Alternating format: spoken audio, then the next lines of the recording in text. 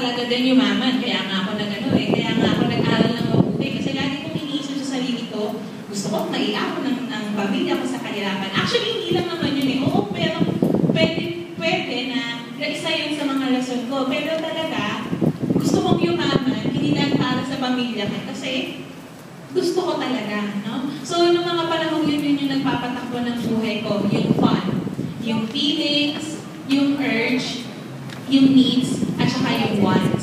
No?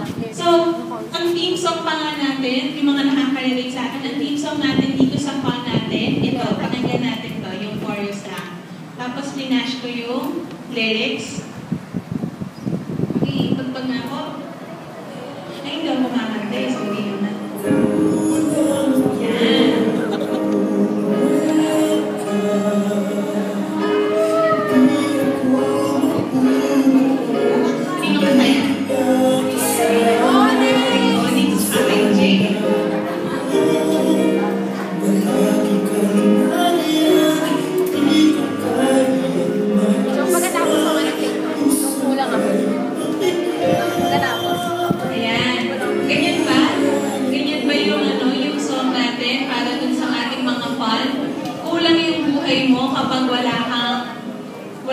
Magandang gamit, wala kang pinaka-latest na iPad, wala kang pinaka-magandang cellphone, ano? Kulang ba yung buhay mo kung nakalimutan mo yung cellphone mo, halimbawa? Kulang ba yung buhay mo kapag may araw na hindi ka nakapag-Facebook? No? Okay. Pero actually, kahit na ganun, kahit na si Gomer, na gano'n siya, nakalimutan niya si Hosea, alam niyo kung ano ginawa ni Hosea? Winin back pa rin ni Hosea si Gomer. Kahit pa ang laki-laki ng kasalanan ni Gomer sa kanya. Sige nga, tingnan natin yung next slide. Ayan. So, halimbawa kung kayo, merong isang tao na nagkasala ng bonggang-bongga sa inyo, anong gagawin ninyo? Tingnan natin kung anong ginawa? Anong ginawa ni Hosea? Ayan.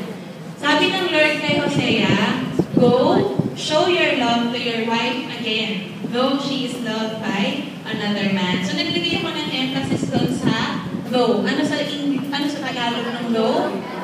Kahit pa. Diba? Kahit pa na ang laki-laki ng kasalanan ni Gomer kay Hosea, analin mo siya. Mahalin mo siya uli. No? Actually, tayong lahat para tayong si Gomer. Laki-laki ng kasalanan natin sa Lord. No?